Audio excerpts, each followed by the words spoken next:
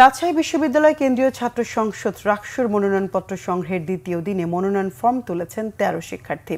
এর মধ্যে ভিপি পদে ২ জন, এজিএস পদে ১ জন, অন্যান্য পদে আরও ১০ জন শিক্ষার্থী মনোনয়নপত্র তুলেছেন। তবে জিএস পদে ও ছাত্রদলের পক্ষ থেকে কেউ মনোনয়নপত্র তোলেনি। এদিকে চলতি সেশনে শিক্ষার্থীদের ভোটার তালিকাভুক্ত করা, ভোটকেন্দ্র আবাসিক হল থেকে সরিয়ে একাডেমিক ভবনে ভোট গ্রহণের ব্যবস্থা সহ উপাচার্যকে ৫ দফা প্রস্তাব দিয়েছে ছাত্রদল।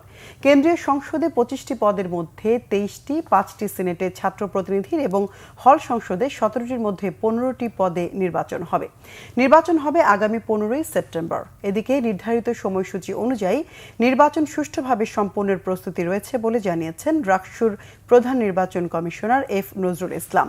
চূড়ান্ত ভোটার তালিকা অনুযায়ী ভোটার ২৪,৮৯২ জন।